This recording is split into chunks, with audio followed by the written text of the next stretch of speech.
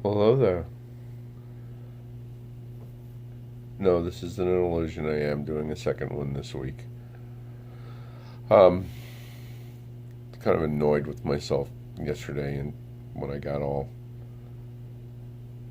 angry and went off on tangents, and so I decided I'd do another one tonight and try and be a little bit more focused on what I'm talking about.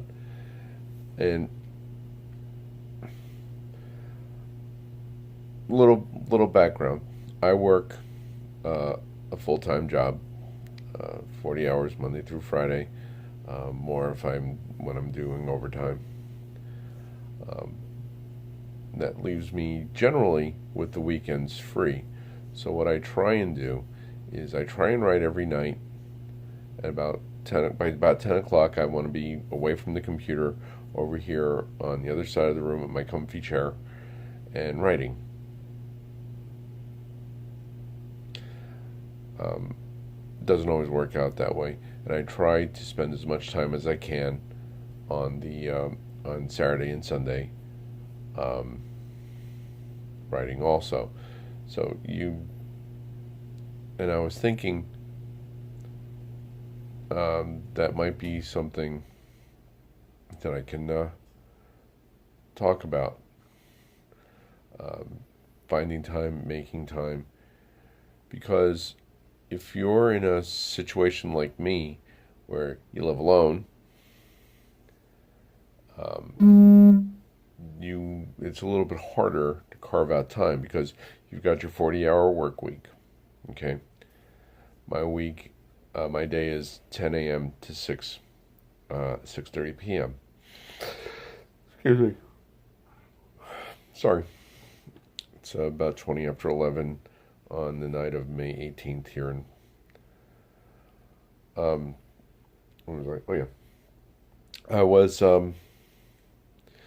because I come home at 6:30, and like I said, I live alone, so now I have to make dinner, um, pay bills and all that. I don't know if you can hear Brenna over here on the side. Um, gotta take care of the bills. Once a week, I gotta do my food shopping. And then gotta do my laundry, and kind of clean up a little bit, and all that takes. Oh, excuse me. Oh, I'm sorry. Mm. All that takes away time from writing. So what I try and do is I try and carve out as much time as I possibly can to write. I'm going to write in this stretch of time here. Okay, I've got some free time. I'm going to write here. Um, and I'm sorry, I don't mean to keep yawning on you, but you try and carve out time. But the thing is, there's always something to take away, to take up that time. Um, you know, you got to do some research, and if you're anything like me, you can go to Wikipedia just to look up something because I'm writing fiction. I'm not writing a textbook. I don't need to know in depth knowledge of a subject. I just need enough so I don't sound like I don't know anything. But invariably, I'll find what I'm looking for, but then there'll be another link in there that sounds interesting, so I'll click on that, and then I'll find another link that sounds good. I'll click on that, and then next thing I know, 3 hours have gone by, and I haven't written anything because I've been reading Wikipedia. Um,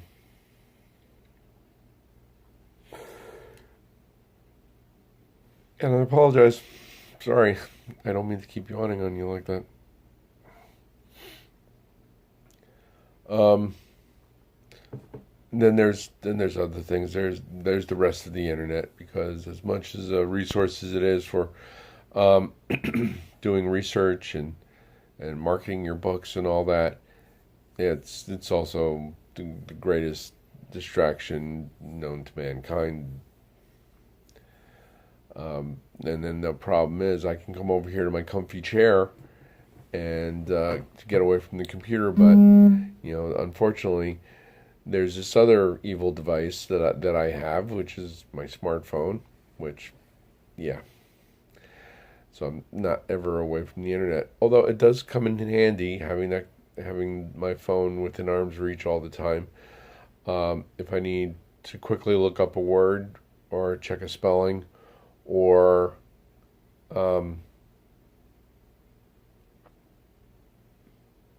sorry, trying not to yawn. Or if I need a translation, Google Translate is right there.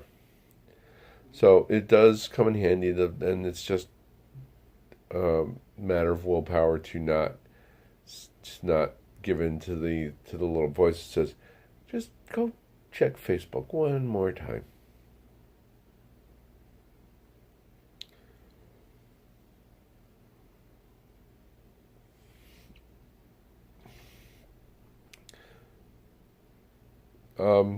So you do that. You stop. You walk away from the computer, and you sit down, and you focus on writing, but then still there are other things like recording blog posts, for example.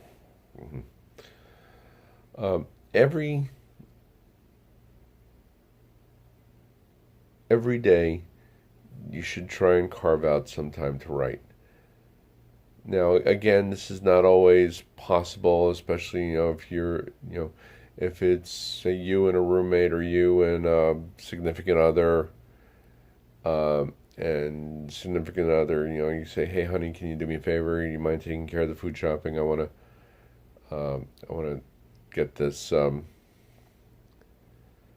chapter finished. Sorry. And sometimes that works, but if you're actually living in an actual house, not an apartment, which includes maintenance, then you've got other things. So it happens sometimes that you're not going to have time, and it's best to resign yourself to it. The better thing to do is whenever you find some time, carve out some time like I do. I try to, I should say, because I don't always do it.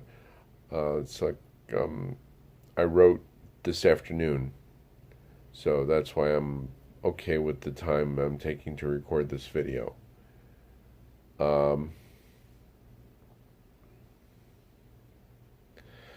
Another thing, and just to segue a little bit from talking about time, is just making progress. What I try and do when I'm writing is I try not to stress too much about some details. Excuse me.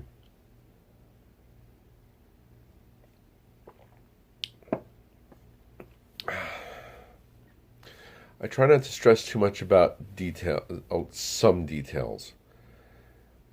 Because the first draft is as bad as your story's ever going to get.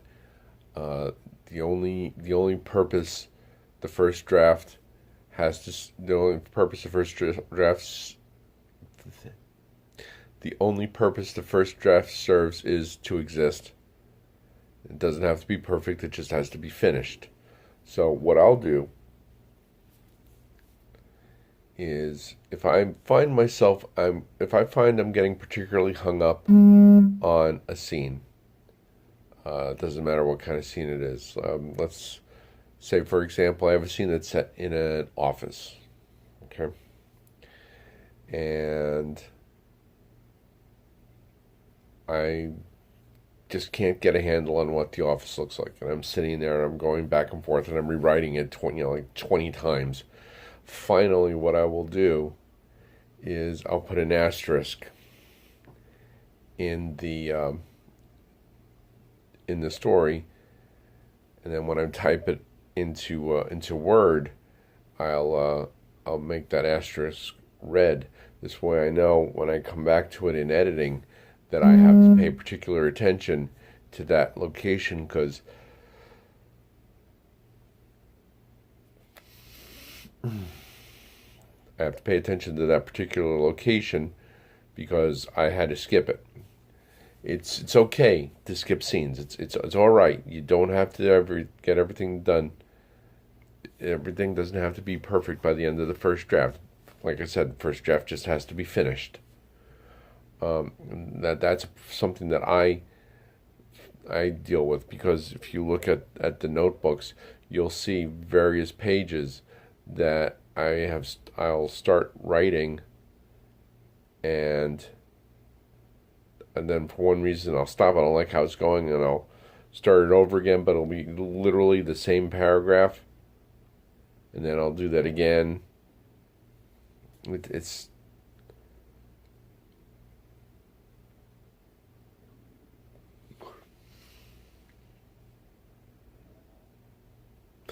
a bad habit I got into, and it's really hard. It's really hard to break it. So,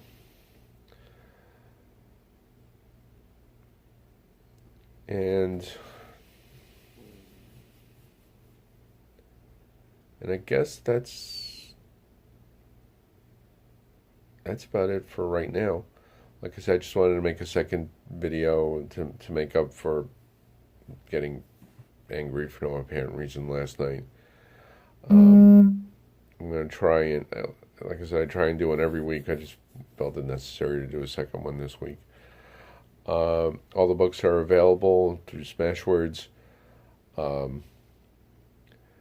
Amazon for ebook and print on demand. Also available through Lulu, Barnes and Noble. All them links will be through my website Word Boys Words, down at the bottom there. And if you stumbled across here somehow and you actually like what you see here on this one and on the other videos, then click the little subscribe button, tap on the little bell, because like I said, I do one every week, and sometimes, like now, I'll do an extra one if I feel particularly motivated by something. If you do buy one of the books, though, I ask that you please, when you're finished, go back and put up a review. Good, bad, or indifferent, I don't care at this point. I basically just want, because every little bit helps. If you understand how the algorithms look and how they work, it really doesn't matter if it's a 5-star review or a 1-star review. They all count towards people looking at the books. So thanks in advance. That's about it for now. And remember, we are each of us the heroes of our own stories and the villains of someone else's. See you next week, guys.